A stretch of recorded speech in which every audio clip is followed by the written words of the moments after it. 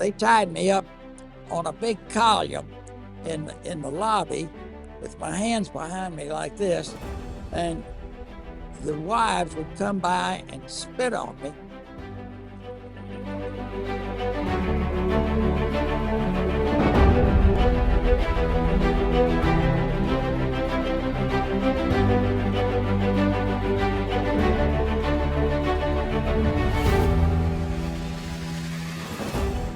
Mr. President, I've been home since Friday, been to 2 dinner parties. No one asked me where I've been for the past year or what I've been doing. In case someone does, what would you like me to say? And he said, well, Colonel, you tell them that we are preventing the North Vietnamese from interfering in the democratic process in South Vietnam.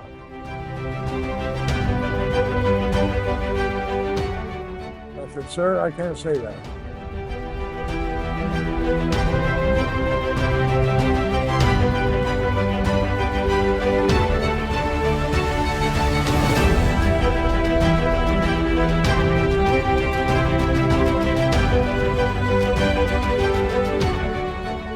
And then when Hitler very eloquently discussed his plans factually, I interrupted him. But mein Führer, you have to address it with this. Mein Führer, how long does the war in Russia last? Or when is the war finished? My camera shot, interrupting Hitler. Rall, this I don't know. The great leader doesn't know about his plans when he's finished the war against Russia.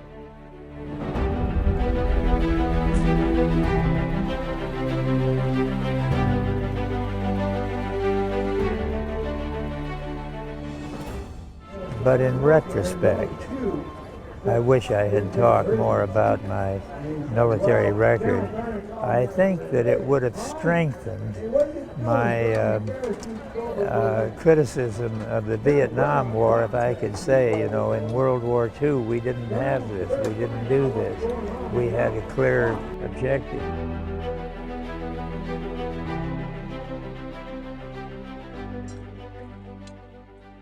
They are all stories that began in a simpler time, and in the very different place that was the world of the 1920s, 30s, 40s, and 50s. In the wonder, innocence, and anticipation of their youth, they could scarcely know that one fateful day they would be called to defend with their lives, their families, and their homes. Called from the hills of Tennessee and the Dakota Prairie, from the rivers of Ohio and the orchards of California, from New York City and the Bavarian Alps, called to defend the very lands of their birth in the most cataclysmic conflict in the history of the world. Then, after literally saving the world that shaped them, they quietly went home to shape a new world of cars and interstate highways and television, of atomic energy and computers, of space travel and the internet, of wonders so mind-boggling and life-changing they threatened to overwhelm that defining adventure of their youth. But if you have been to war, you never forget it. No matter how much the world has changed, you do not forget what you experienced and what you learned when your life was in peril. And now they are leaving.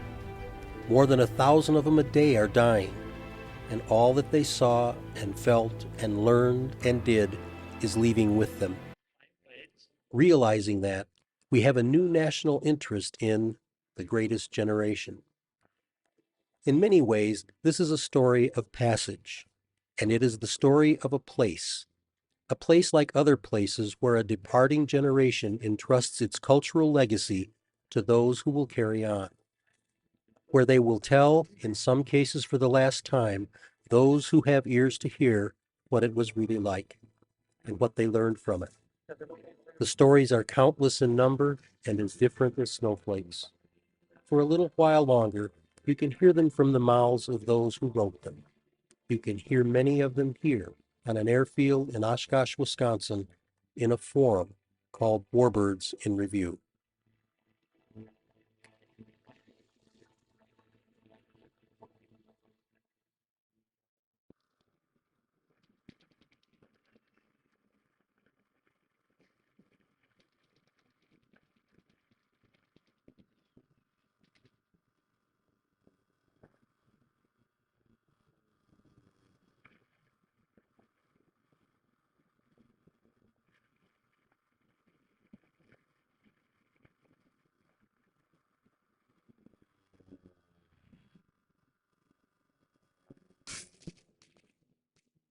In an airplane, the guy was a mongoose. It's hard to believe if the only Bud Anderson you knew was the one on the ground. Calm, gentlemanly, a grandfather, funny, an all-round nice guy. But once you got him in an airplane, he's vicious. Shot down 17 airplanes. Best fighter pilot I've ever seen. The man who spoke those words would certainly be in a position to know. He flew with Bud Anderson in England as part of the celebrated 357th Fighter Group. Bud became a triple ace in the P-51 Mustang, racking up 16 1/4 kills over 2 tours of duty. Flying 116 missions in his venerable Old Crow, Anderson was so skilled that he was never hit by an enemy aircraft and never turned back for any reason. In fact, he can only recall one occasion when an enemy pilot was able to get behind him. Little wonder that General Chuck Yeager called him the best he's ever seen.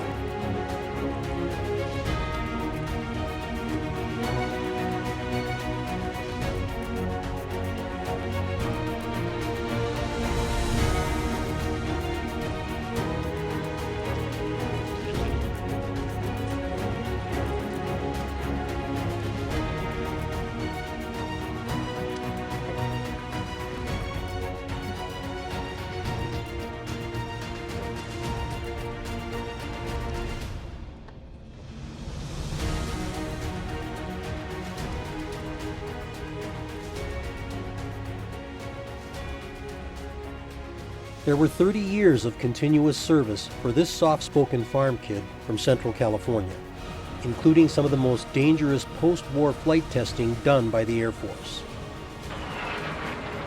Commanding a squadron of F-86 jets in Korea, and 25 combat missions in F-105s during the Vietnam War. To understand Bud Anderson, you have to understand just how much flying means to him. And he won't try to tell you that.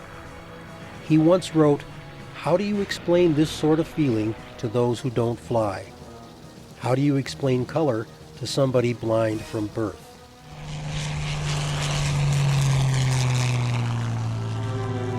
Not only does Bud continue to fly well into his 80s, thanks in large part to his friendship with NASCAR legend Jack Roush, he continues to fly Mustangs. Roush, of course, has a fascination for machines that go fast. But in addition to that, he has a deep interest in and respect for the men and airplanes who have flown in harm's way to defend this country. I think that period of time, World War II and all the mobilization of the economy and the industry and all, was one of America's proudest periods when we're able to pull together as a country and go take care of our interests and go defend ourselves for what our beliefs were. And so that's a proud part of American history that I share with today with Bud and with the other fellows that survived. My father was in the war, and I certainly lost him in the meantime, but I certainly remember his sacrifice as well as the sacrifice of all Americans who participate in any way. The idea of being able to preserve the hardware creates the forum to have the discussions and to remember, where we came from and what our roots are. It's really important. And how did Jack and Bud become such fast friends? I was always a race fan, but I didn't follow it avidly. And Can't remember when I really first heard of him, but it was like I knew him, you know, because of the race things. I can't pick a date, but I can help you with that. I called you up. I called you up in probably November of 1992, and I said, I bought this airplane. I want to give it a historically significant motif. Do you have something you can send me that would give me something to think about? And you dug into your archives and got out a bunch of pictures, made me photocopies. But from my initial inquiry about who we could honor with recreating an airplane that would celebrate their military career, Colonel Anderson never offered the Old Crow as a possibility, and his being the recipient of that exposure, he never offered that. Other people around him made that suggestion. But the fact that Bud Anderson was too modest to suggest Roush paint the Mustang in the Old Crow scheme doesn't mean that it wasn't important to him. for me at my age to be able to fly is pretty special. But then to be able to fly a Mustang is even more special. But then to fly a Mustang that's painted just like the one I flew in World War II is pretty special. I mean, it gets me right here. I can't say enough about Jack Roush for doing what he's done for me. And so it goes with this modest American hero. Ask him about his exploits, he'll tell you about his crew. You know, the fighter pilots get all the press and all the whatever, you know. You never hear about the crew chiefs and the kind of support that we had. But think about it a little bit. If you're the crew chief of this airplane or any airplane, it's your airplane and you got your pilot and you know he gets a kill and you paint that thing on there. It's your kill too. I had a crew chief from the time I was in Otto Heino, time I was in training, and my first tour. Then he got promoted to tech sergeant and was a line chief, and he was responsible for six or eight airplanes.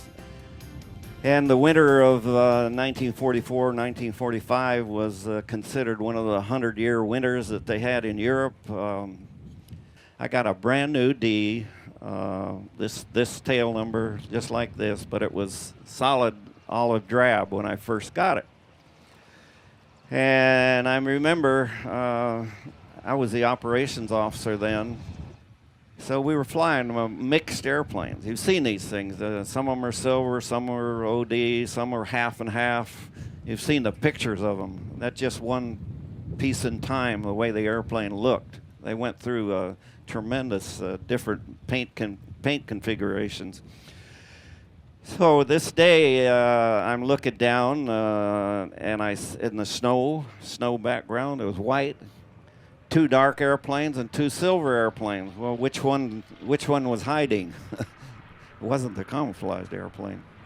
And I thought, you know, I know I'm going to finish in the winter.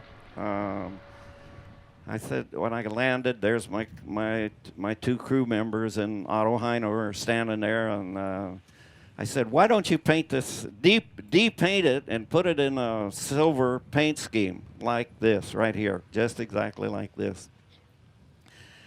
And I figured that would take, gosh, you know, what, a couple of days at least? That seemed like a lot of work to me. And I said, whenever it's laid up for heavy maintenance, let's do that. Now, I did put it on the basis of it might save my butt, you know, it might give me a tactical advantage, although honestly I thought this paint scheme was a little cooler than the dark one, but I did have some basis there. And I talked to them, and they all kind of nodded their head, and I went in there, and I was the operations officer, decided to fly the next day. Went home next morning, had our briefing and breakfast, and come out, and I got my parachute, and I walked out over my revetment was right close to where the airplane was parked. Walked up over it, and I looked down, and there's that Mustang sitting there looking just like this. And these three guys were kind of standing there at attention, and I looked at them, and I looked at their hands, and their hands were raw, and there was blood showing on them, and I felt like a jerk. And I thought, God, did they think I gave them a direct order for that? And then I thought about it a little bit, and I said, you know, those guys, they did it because they wanted to, and they'd worked on that airplane from the instant I'd left and had it ready to go. It's just kind of incredible. But that's just an example. I can't remember when we being short anything over there, and I take my hat off to all the crew chiefs of the world.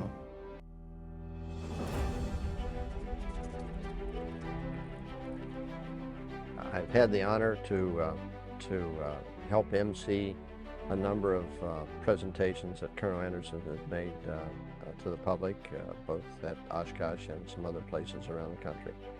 And what always comes to mind to me as I get ready to go in front of the public with Bud is to remember, take note of the fact that he's one of America's greatest heroes. The kind of person, as a man and as a young man, as an adult, that we'd all like to have been ourselves, or we'd certainly like for our children to be. And so he's a great patriot and a great brave defender of our country and our freedoms. He's one of the world's greatest aviators. He's an inspiration to me in every way that I could tell you as it relates to being a father and a warrior and a man.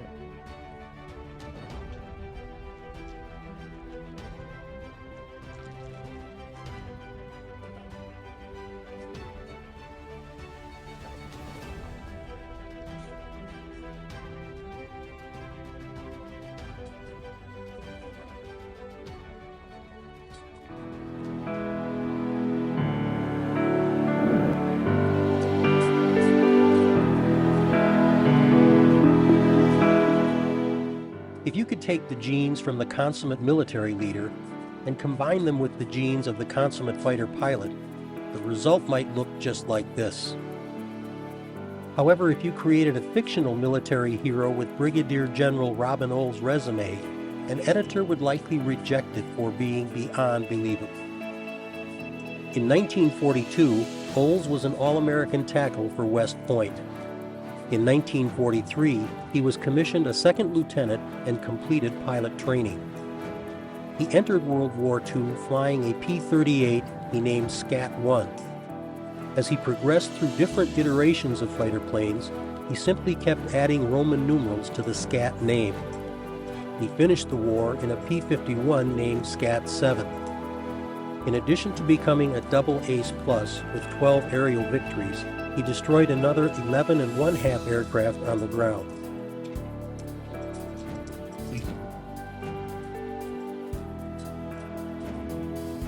He later became the wingman on the Air Force's first aerobatic jet team.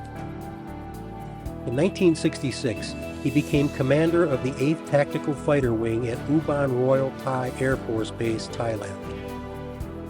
Robin Olds flew 152 combat missions in Southeast Asia in F-4 Phantoms, 105 of them over North Vietnam. He shot down 2 North Vietnamese MiG-17s and 2 MiG-21s. Robin Olds was famous for something else. He never learned to mince words or play politics with the mission of the military, as those in the Warbirds in Review audience learned when Olds described his return from Vietnam. I got home about the last day of September, 1st of October, on a Friday. My family in Washington, and I'm on leave. Phone rang Saturday. Said, get over here to the Pentagon.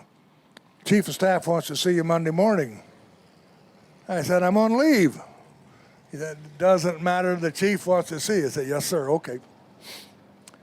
I reported into his office. He's the one that walked up to me and said, take off that mustache. Yes, sir. The next thing I knew, he briefed me, and I'm in the Oval Office of the White House. You know, God, me? LBJ was the president. So I'm sitting on the end of a couch, he's on an easy chair, and his aide, a colonel, Air Force colonel, was sitting on my right. And Mr. President said, welcome home, Colonel. You did well. Thank you very much, sir. Yeah, well, what's it like to be home? That was the weekend that thousands and thousands of hippies marched on the Pentagon. I said, sir, who are all those funny-looking people that marched on the Pentagon yesterday? And I'm going to quote for you folks. He said, I got 240,000 boys over there in Vietnam. When those boys come home, they'll tell the American public what's happening. And I thought, wait a minute. Not me. That's your job, not mine. Well, of course, you don't say that. So the best thing I could think of to come up with, sir, I've been home since Friday. Been to a couple of dinner parties. No one asked me where I've been or what I've been doing for the past year. In case somebody does ask, what would you like me to tell them? I'm thinking, you know, end of career. He glared at me and then he said, well, Colonel, you tell them, I'm quoting, that we are preventing the North Vietnamese from interfering in the democratic process in South Vietnam. I said, I'm sorry, sir, I can't say that. Well, why not, Colonel? Well, sir, if that's why we're there, I don't want to be the one that spreads the word. Ooh. It was grim for a few minutes, but I hand the man full credit. He let me talk. He listened. And he sent me down the next morning to talk to his chief security advisor in the basement of the White House. We argued for a couple of hours. But this security advisor and I argued. At one point I said something. He said, you know we can't do that. That'll bring down the Chinese. I said, the Chinese and the North Vietnamese have hated each other for a couple of thousand years. They fought wars against each other. Haven't you read their history? No, he hadn't. So finally he said, what do you think we ought to do? And I said, for God's sakes, sir, mine the harbors, because everything they used came in by ship bottom. Gas, you know, missiles, ammunition, everything, food. His response, when I said mine the harbors, was, we can't do that. That's an act of war. Now, mind you, this was about the 2nd or 3rd of October of 1967. I wonder if he ever wondered what the hell we were doing over there. Now, it was, I maintain we had every reason to be there, but we went about it improperly under the leadership of McNamara and Johnson. Sadly, Robin Olds passed away on June 14, 2007.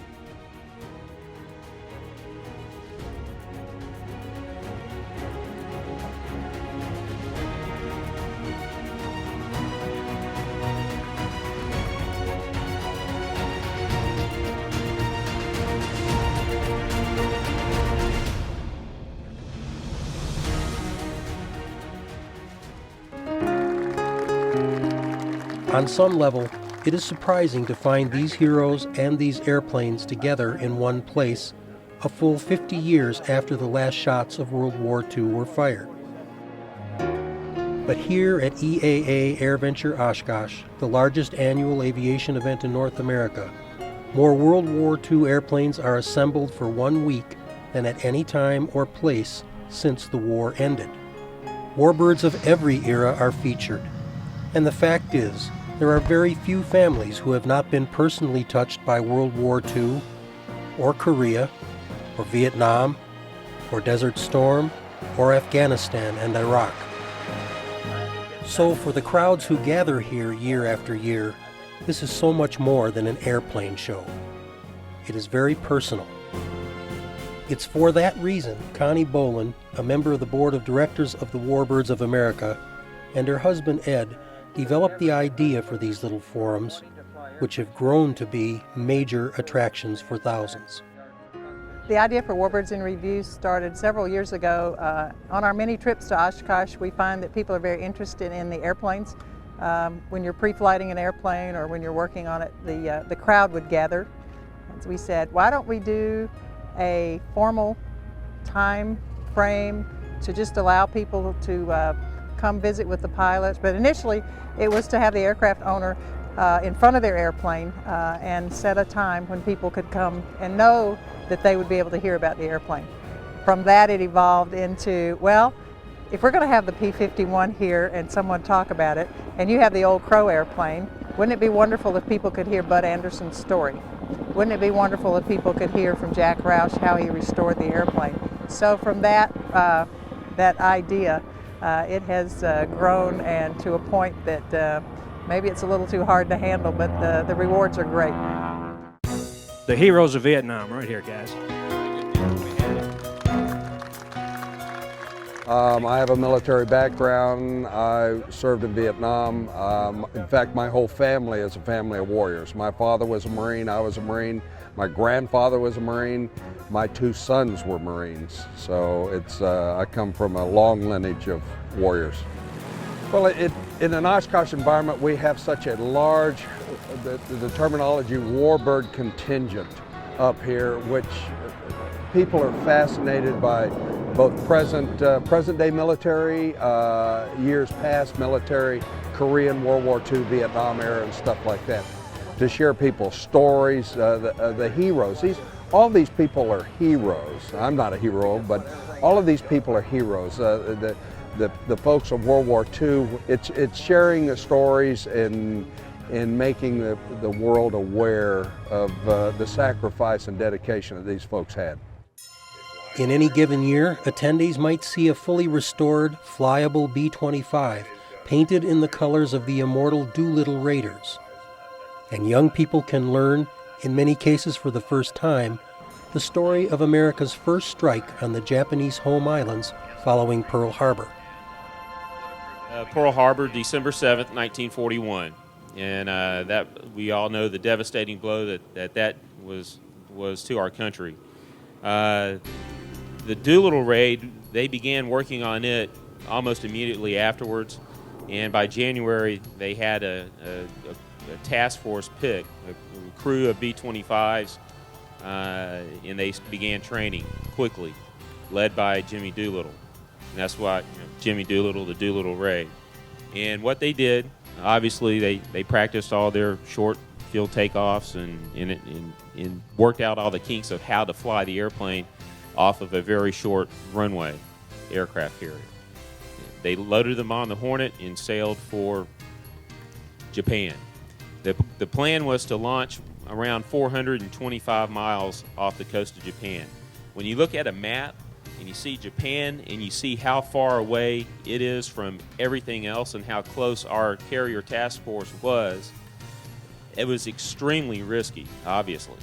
And in fact, the task force was spotted by a Japanese trawler about 200 miles farther out. So instead of launching at 425, they launched around 615 or something like that. Obviously, that translates downstream to having fuel issues after you bomb the target. They launched at about 8 o'clock that morning of the 18th. The decision was given to launch. They took off, and it was the first strike against the home islands of Japan. And the raid physically did not do a great deal of damage. They had some effect, obviously. But one of the collateral damages is that it really changed the way the Japanese, their tactics. They had to bring some of their arsenal back home because they had no idea where these airplanes came from, and it led to some of the decisions that eventually allowed us to achieve a great victory at Midway just 2 months later in June. So from December to April 18th, they put together this attack, launched it, had the success, and then in June had the Battle of Midway. So it was really our first strike, and just a fantastic essay in courage, in everything that you can think of, every personality quality that you would want someone today to emulate. I mean, they were the real deal.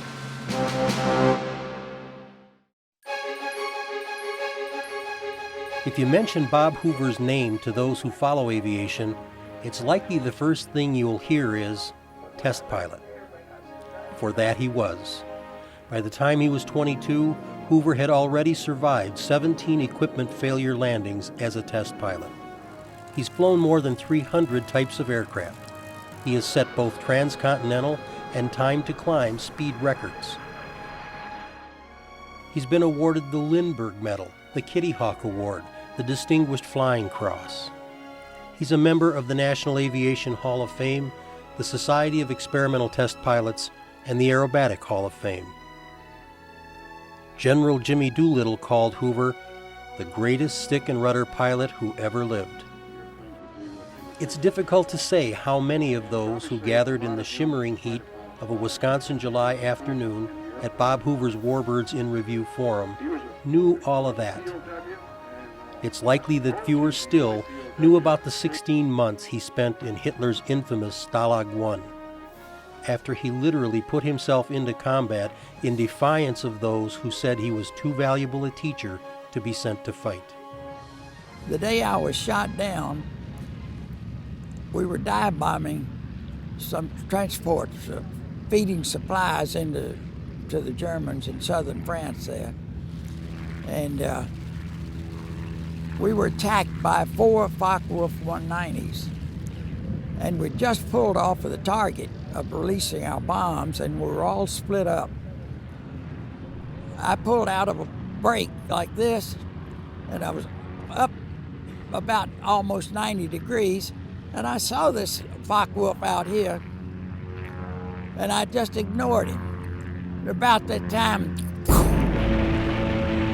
I was hit. And believe it or not, it was a 90-degree deflection shot. Well, I knew I had no choice. The fire was so bad, I just rolled it upside down, and I hoped that they wouldn't hit me again. And I just rolled it upside down and fell out and hit the water and got tangled up in my parachute lines. But it was February, and it was, believe it or not, very cold. They talk about the Mediterranean being warm, but it's just about like the Pacific Ocean at California, Los Angeles. It's cold in the wintertime. And I was in the water all afternoon, and a German Corvette was searching for 2 of their pilots that had gone down, and they found me. They took me off and put me in a dungeon, and I lived with the rats for the next day or so. And then they took me out for interrogation. They took me to a real fine hotel that was a billeting spot for all the German officers in that area. And the families were with them in some cases. And they tied me up on a big column in the lobby with my hands behind me like this, and the wives would come by and spit on me and slap me. And I did understand why, because so many of them had lost their families and their homes in the bombings that we were doing. And I could see that was probably pretty natural, and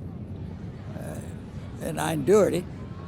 But the day I got out, I got a diversion going. I got some of the fellas that I'd worked with on some of the escape attempts to start a fight. And once they started the fight,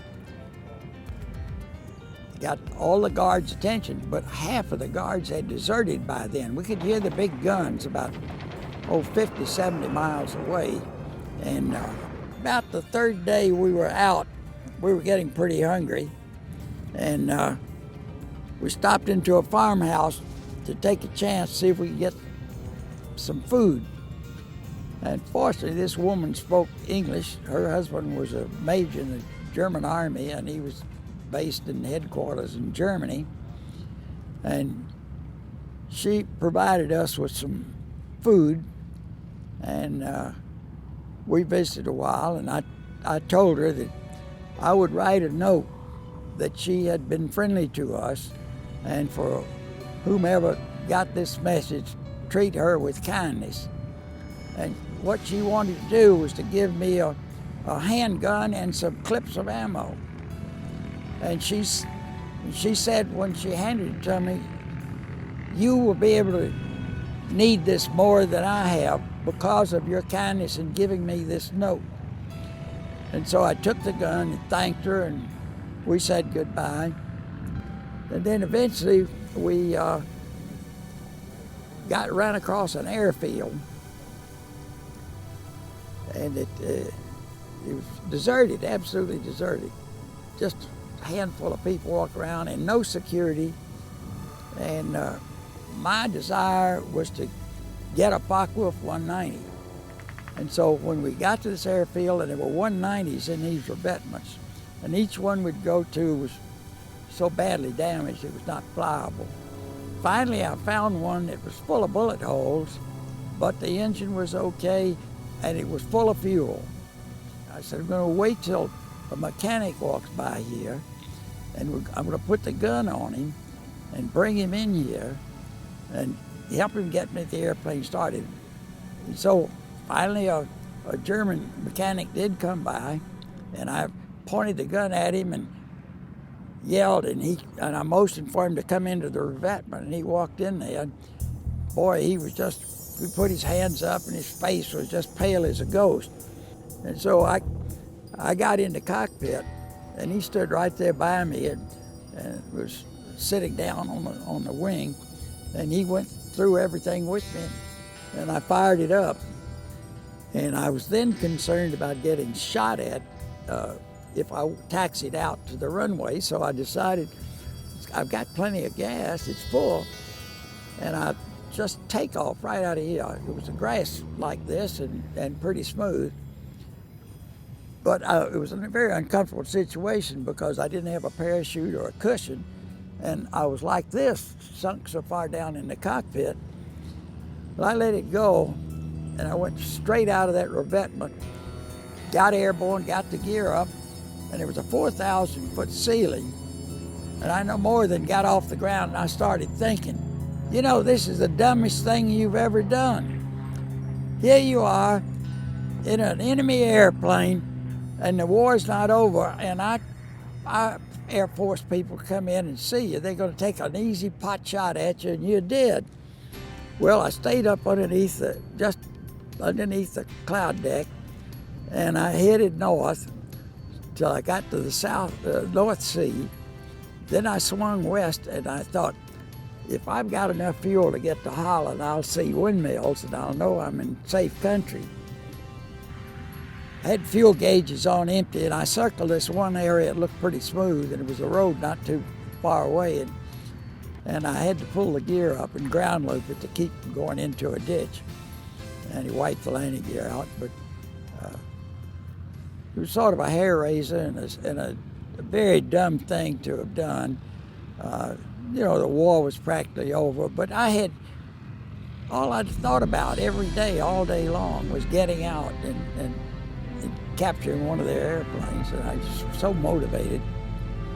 When you first lose your freedom, and I've said this to so many young people, you don't know what we have here in this country till you can't see that red, white, and blue flag. You don't know what that stands for. That's freedom.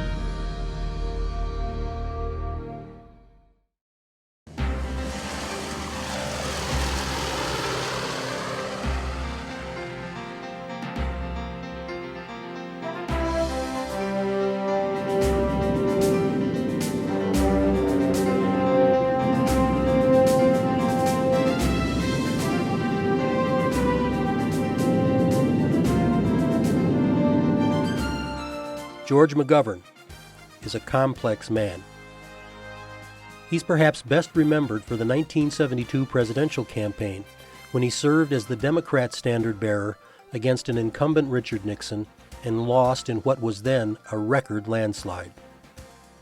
Not unlike today, the electorate in 1972 was polarized by a controversial war. McGovern advocated withdrawing from Vietnam in exchange for the return of American prisoners of war. He also favored an amnesty program for those who left the U.S. in order to avoid the draft, and proposed an across-the-board reduction in defense spending.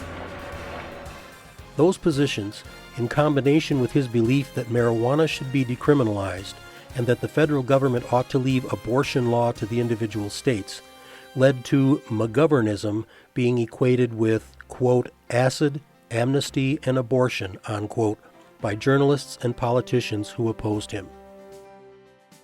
But generalizations, though convenient, sometimes obscure the truth. While McGovern will be forever considered an icon of the political left, there's much about him that seems at odds with that categorization. The fact, for example, that he was raised in rural South Dakota by two Republican parents and did not join the Democratic Party until 1952, after he had experienced war firsthand. Or that his father was a Methodist minister who inspired him to earn a divinity degree and briefly serve in the ministry himself. Or that he went on to earn a doctorate from Northwestern University and become a professor at Dakota Wesleyan University. Or that, like so many others in his generation, he eagerly answered when his country called.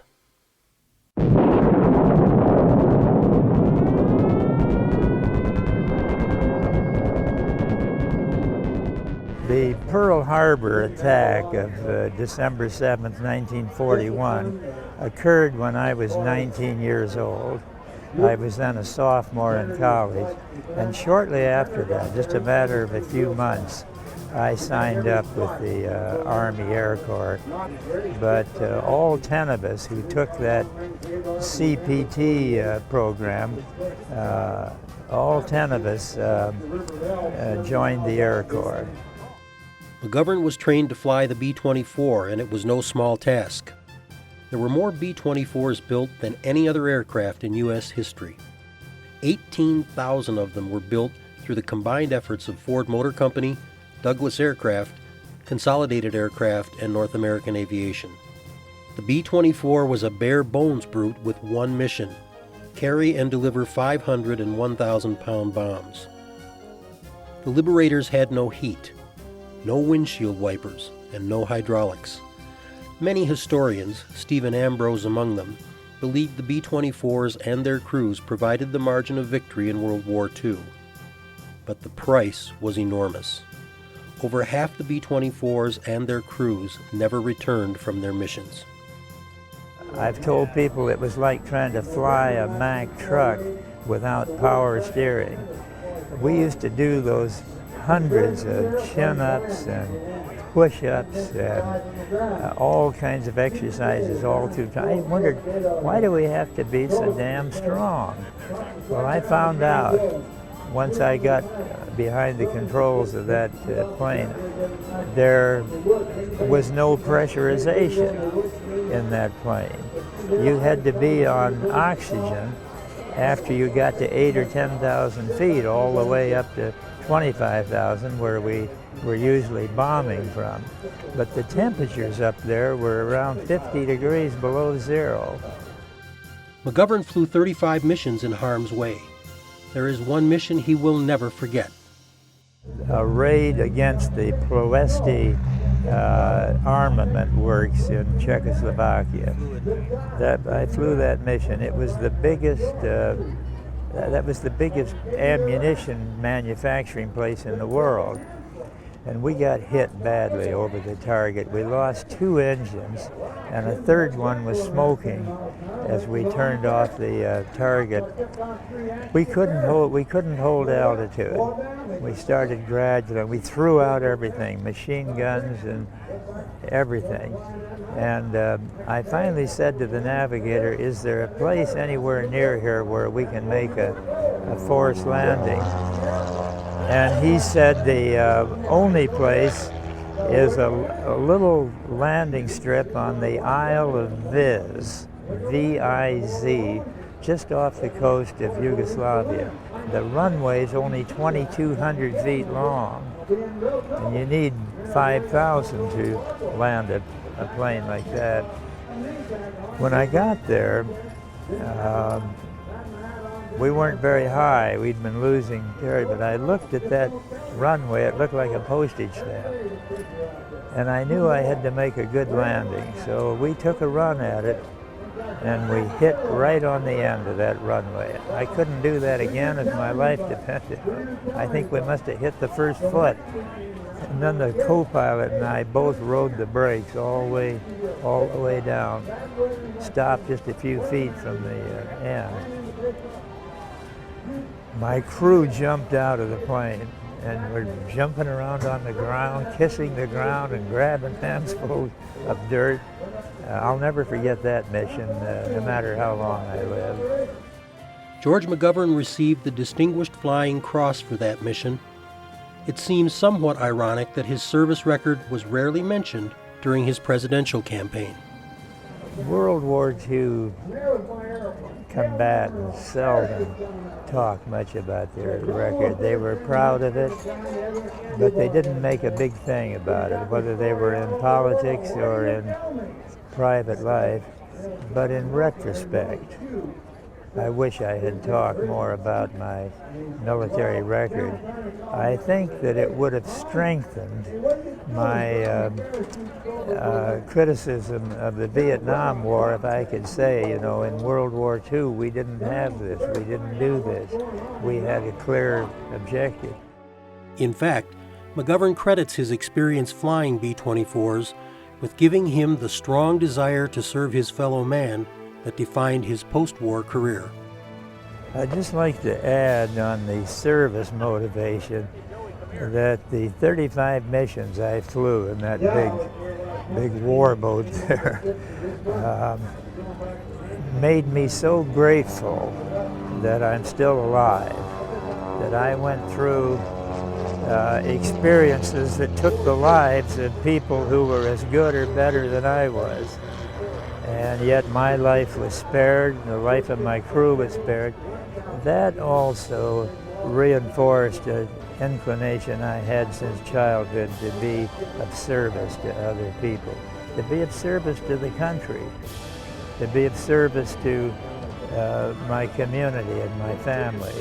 And that's been a powerful factor in my life.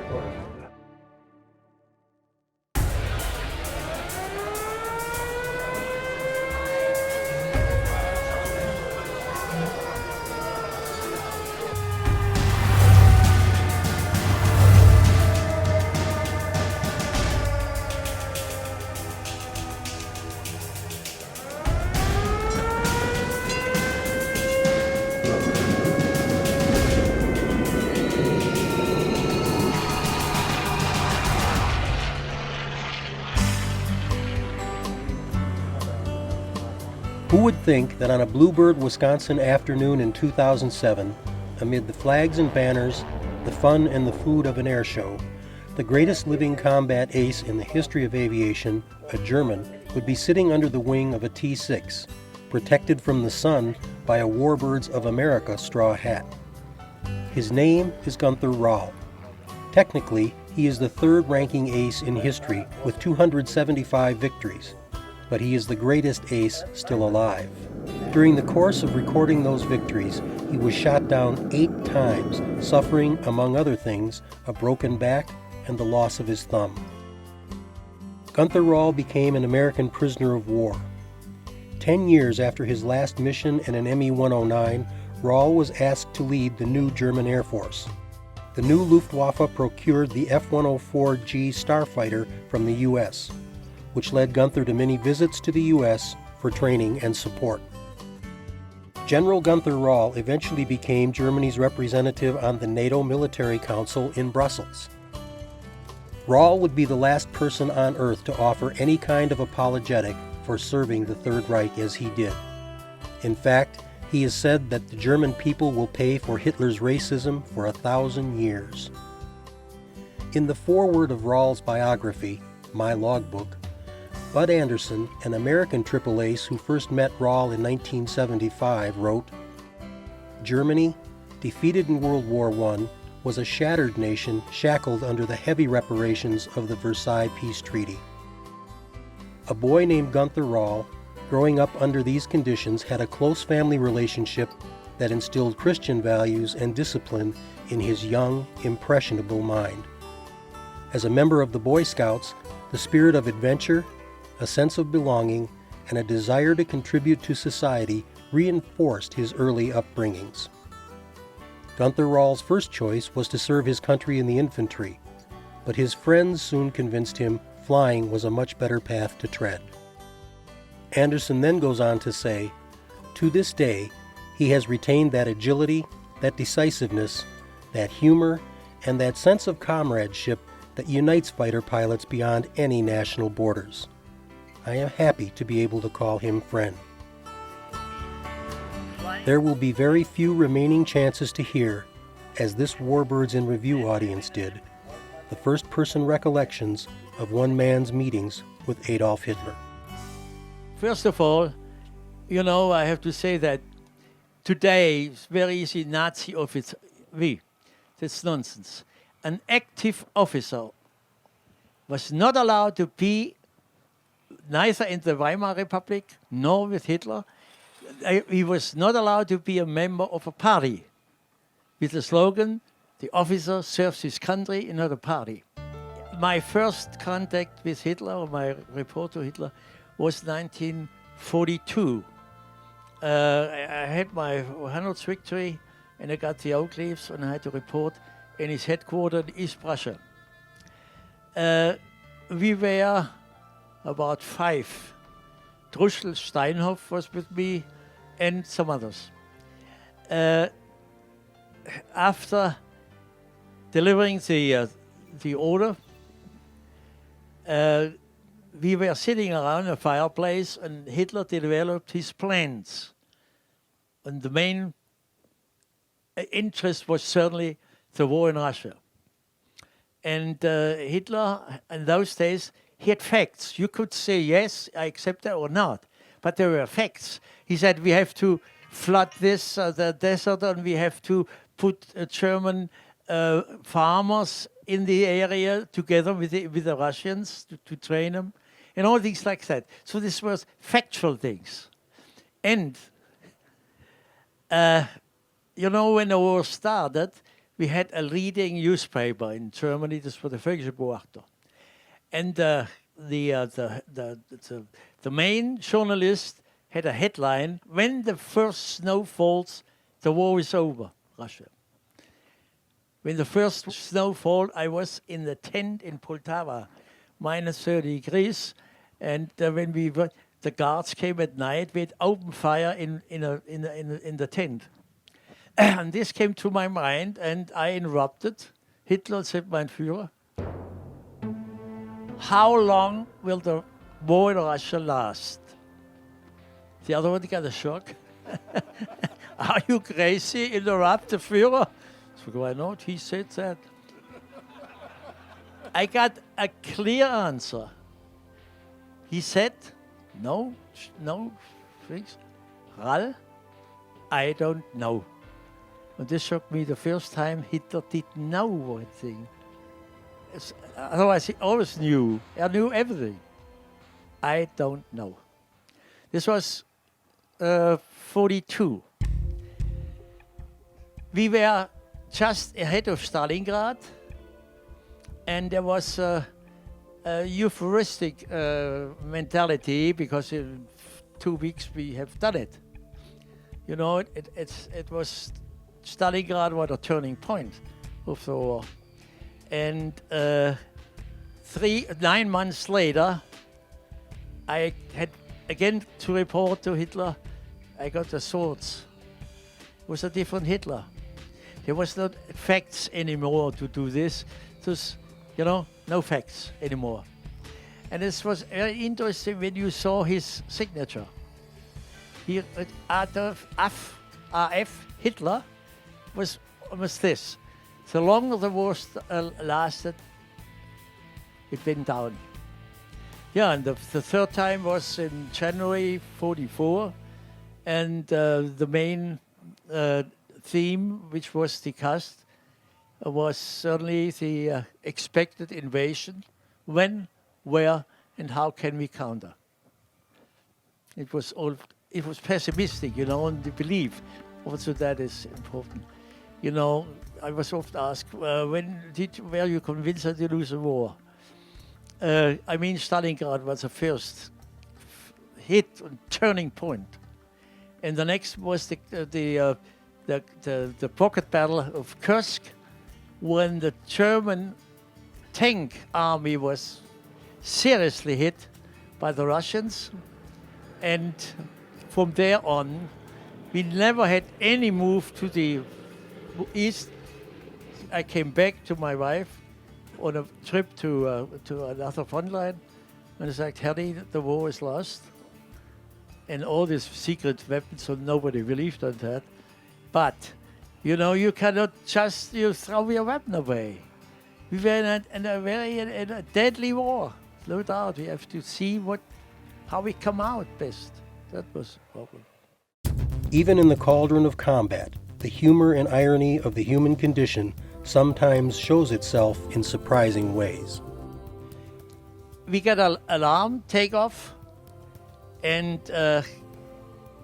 I at the Caucasus Mountains, Terek River, I went up, and I just took up an airplane which was ready to go, but they missed the watch was not in. There was in the panel a hole, and I went up 7,000 meters, as 21,000 feet, and I was looking around. All of a sudden, somebody looked at me through that hole.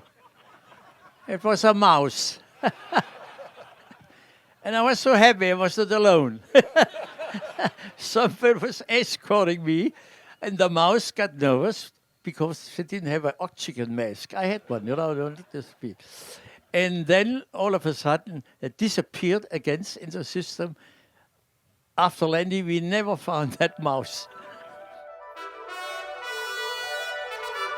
Gunther Rall's last combat mission was on May 12, 1944.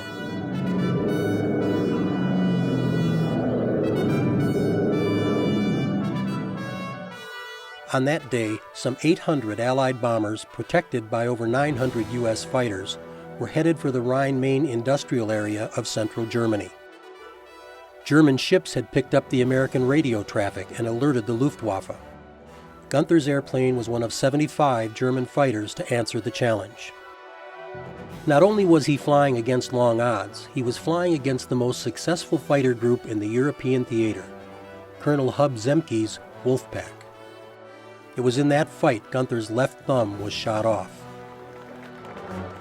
Another Warbirds in Review participant, Robert Shorty Rankin, remembers that day for a different reason. On that day, in that battle, he became the first P-47 pilot to score 5 victories on the same mission. We would fly close formation 45 minutes ahead of the bombers into Frankfurt, and then we'd split up like this in a fan, and I was in this westernmost flight.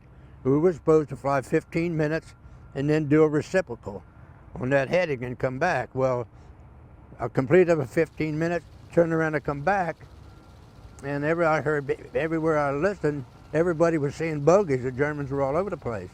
And shortly after that, I looked in front of me, and there's a gaggle of 109s, close formation, still had their tanks on. So with my flight of 4, I pressed the attack, and they saw us coming, and all of a sudden, all those tanks went off at the same time, and they don't go down like a bomb, they flutter. And I'd never seen that. That got my attention, but only for a short time, and I pressed on to make the attack. And they saw us coming, obviously, and then the whole gaggle did split S's. They went in every direction. And I picked out 2 and tied onto them, and away we go. Nothing could dive with the P-47. But we did know this, that the 109 supposedly could not pull out if it was vertical at 5,000 feet. Well, it saved my life knowing that, because I'm really concentrated, and you have tunnel vision when you're getting ready to fire. And I'm watching this, all of a sudden the wings start to flutter, and it looked pretty sad. Something was about to happen. So I looked at my speed indicator, and I was doing 575 straight down, and right away I got both hands on the stick. Felt like it was in concrete. We're approaching compressibility. So long story short, the 109 splashed. I pulled out just above the tree level and got up out of there. So that was my first victory on that day, and I got up to 8,000 feet. You're always climbing for altitude. I got to 8,000, I looked down, there's a lone 109 flying by itself, going east, made a pass down on, gave him a good burst, and it did 2 violent snap throw, boom, boom, and turned and went straight in. So that was the second one. So I pulled up from that and started to climb, and our leader, Hubzemke, Fairbanks leader, I'm 10 miles south of Koblenz, I'm over the whole Luftwaffe. That's quite a statement. I make this great big wide orbit, and it wasn't like a mile, it was a big wide orbit. Before I could get on with somebody without somebody immediately on my tail. Finally I found 2, they're only about 50 feet apart. I pulled onto one to the left, they didn't move, they didn't do anything to evade me. I gave them a good burst. Smoke started to come from it, and the right gear fell out. So it started a slow spiral going down. I just had a little right rudder. Same thing happened to that one. His right gear fell out.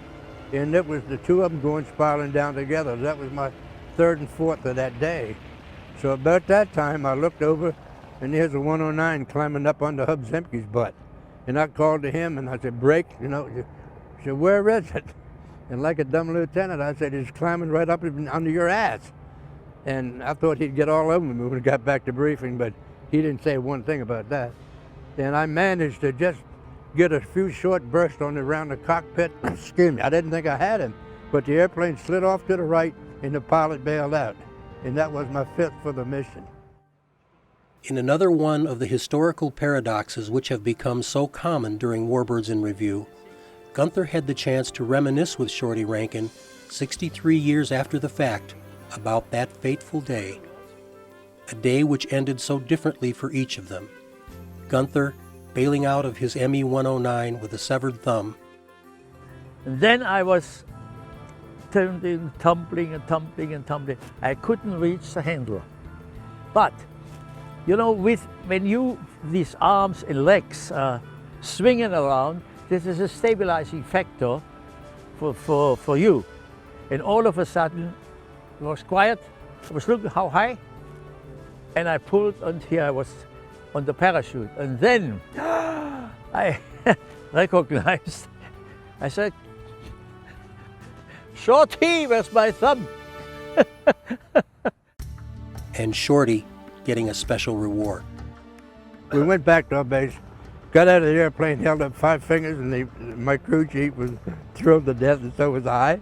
So went in and debriefed, and told our story like I'm telling you here, and got a pat on the back from the group commander, and he said, "I tell you all what, I want to make sure that Rankin gets a whole chicken tonight at the officers' mess." That was my reward. What advice do these warriors have for us today? If there is a war, you have to serve your country. There's no doubt. And the other one on the other side, he serves his country. And we both in the front line, he and me, we suffer from the damned political failures the other behind make, you know, that's it. But this is a common fate, yeah, and it binds together, and the same thinking, the same feeling, the same mentality to a certain degree. I'll be all right. I'm a very emotional guy for a fighter pilot, I'll tell you, but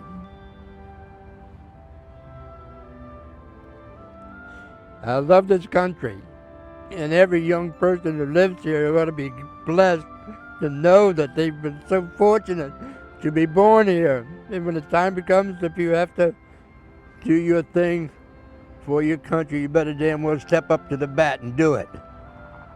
Anybody who's so fortunate, he feels the same about his country. And I feel that way, but also you got to remember, all 3 wars and I'm still here. I'm 88. I feel fine. I'd go to tomorrow and fight, but I wouldn't fight against Gunther. We're friends. I know.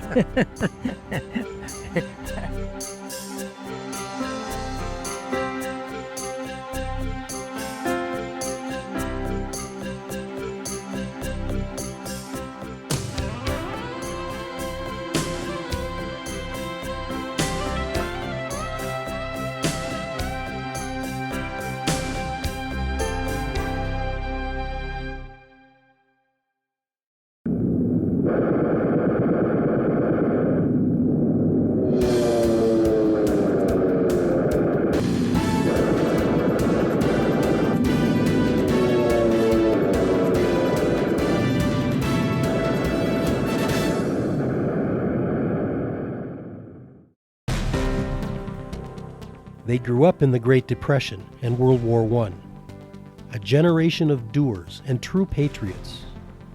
Their average income was about $3,000 a year, and many could buy a home with a 4% mortgage. When World War II came along, the United States could not have asked for a better group to defend her, or a better plane to get the job done.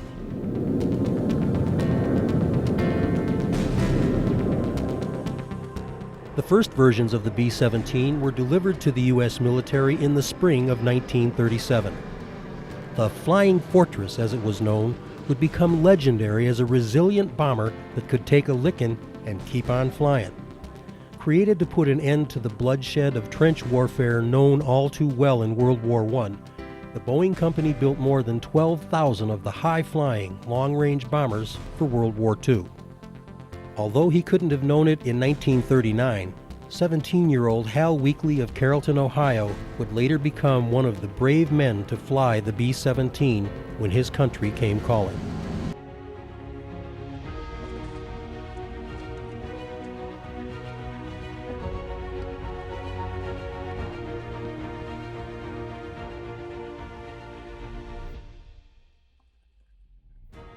Most of the people that I've talked with, they're interested a little bit about my military career.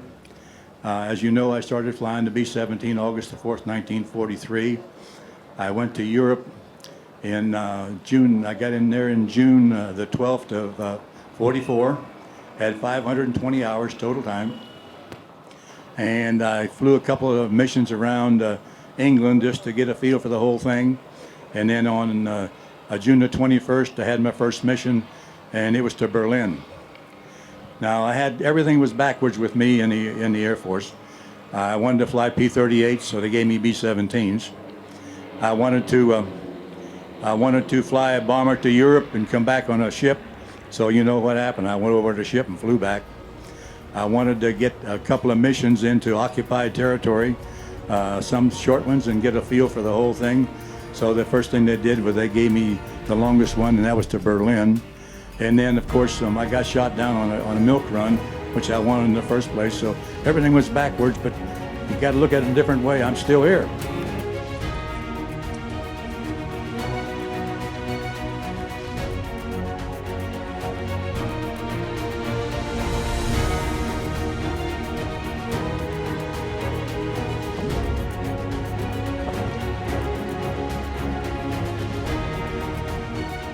At the time, it was an adventure like none other in the world, piloting the Flying Fortress, the B-17 bomber. During World War II, this menace of the skies delivered 500,000 of the 1.5 million tons of bombs which were ultimately dropped on Germany. Some estimates say 250,000 Americans served on the planes, and 80,000 were killed, wounded, or captured. B-17 pilot Hal Weekley was afraid he was about to become one of them. Having bailed out of his plane, he was in a free fall, hoping not to get shot. On the way down, after first worrying about his crew, he started thinking about his mom. She used to send me large Hershey candy bars, and I put them in a little, what we call a musette bag, which is like a little knapsack or a backpack as they have today. And I hung it from a rafter to keep the rats from getting it. And one of my first thoughts, well, those son of a guns back there gonna get my candy. Finally pulling his chute, Weekley made a hard landing in occupied France. After 6 weeks of hiding out, the pilot finally made it into Allied territory and met up with the British Army. Back in the United States, being debriefed at the Pentagon, the only thing Weekley could think about was getting home to his wife. Well, I wanted to call my wife, but I couldn't call her and let her know that I was safe because of the extreme and heavy traffic they had at that time. And of course, the telephone systems were nothing like we have now. And I tried 2 or 3 times to get a connection, but it was impossible. I got in there about 4 o'clock in the morning. I got off the train, went to a payphone and called my wife, and I said, "Open the door, I'm coming home." And she had opened the door, and she was standing there, 7 months pregnant, still as beautiful as ever, and I was home. From 1979 to 2001, he flew the Experimental Aircraft Association's restored B-17 aluminum overcast. As the last B-17 combat pilot to still be flying the plane, Weekley introduced the Fortress to a new generation and brought back floods of memories for others. Bring it around and show it to people. Some people hadn't seen the airplane for 50 or 55 years, and some of them came out of the airplane with smiles on their face, and some old guys like me would come out of the airplane with tears running down their cheeks of the memories that they had and the friends and the people that they had lost.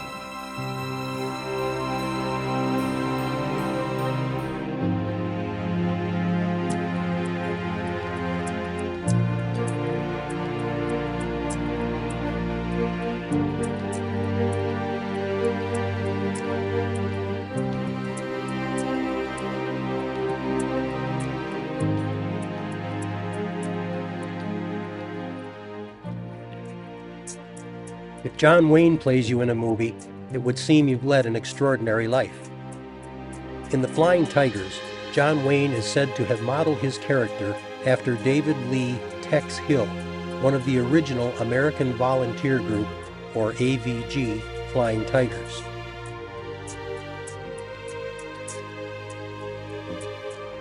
In order to appreciate what the Flying Tigers did, you first have to understand the importance of the task they undertook.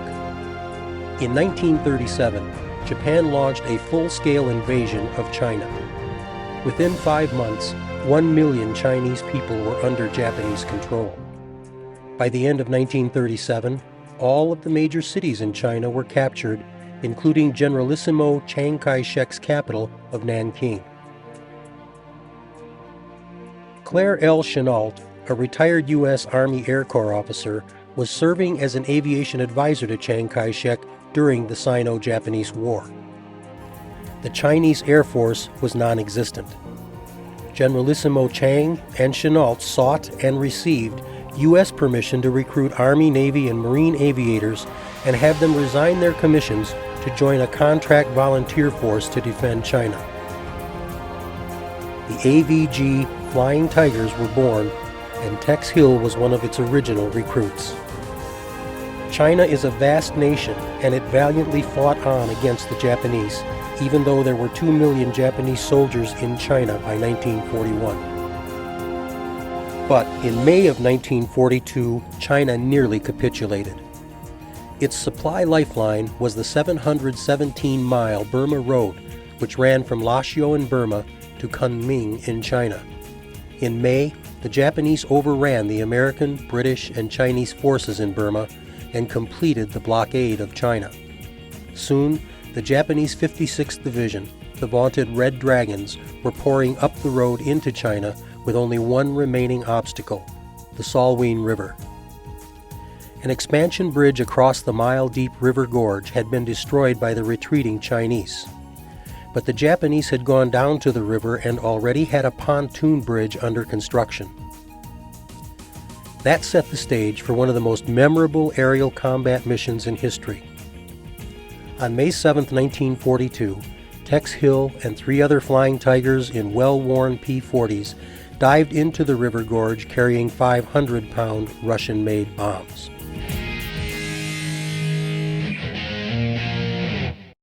I led that mission on the 7th of May, 1942. So, if you knew your history, why, Ramo was just about in Cairo at that time. Now, the Japanese had plans to go into India.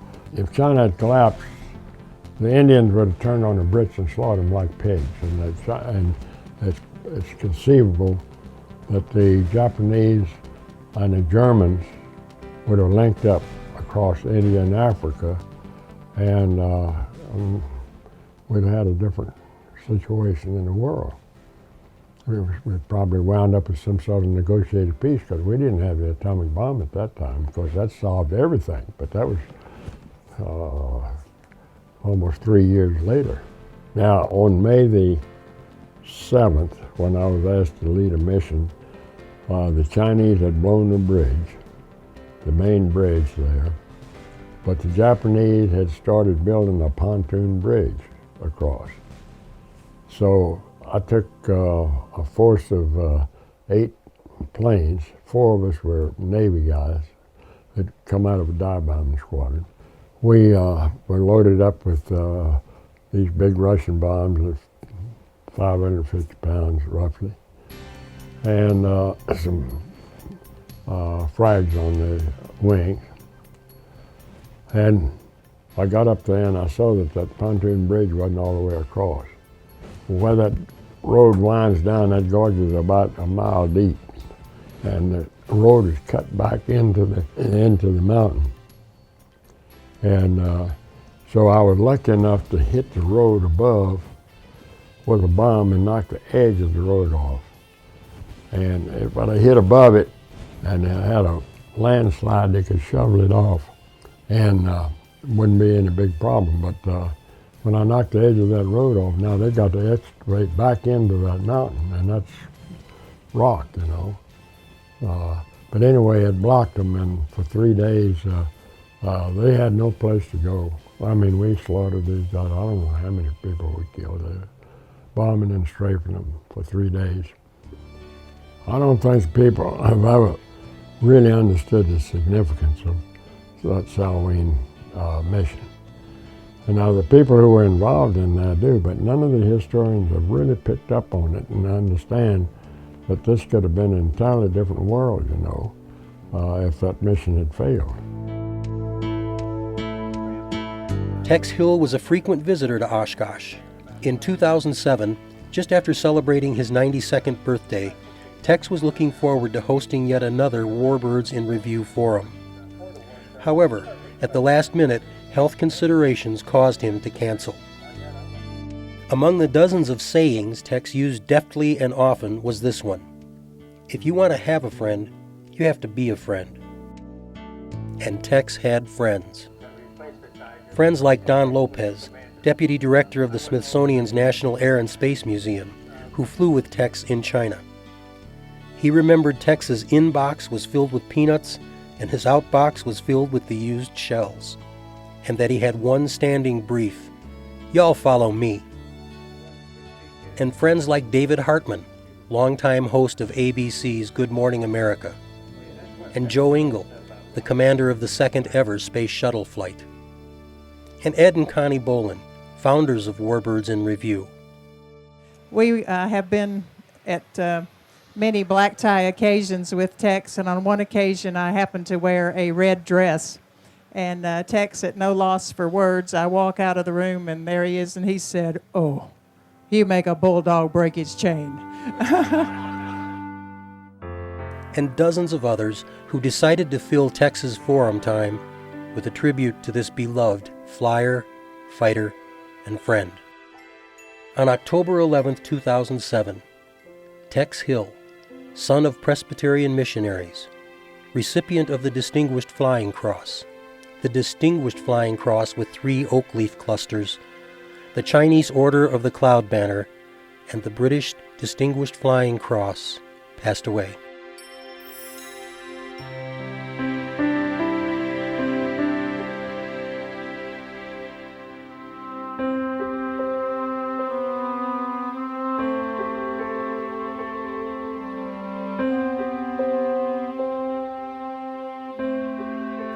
They are all stories that began in a simpler time, and in the very different place that was the world of the 1920s, 30s, 40s, and 50s.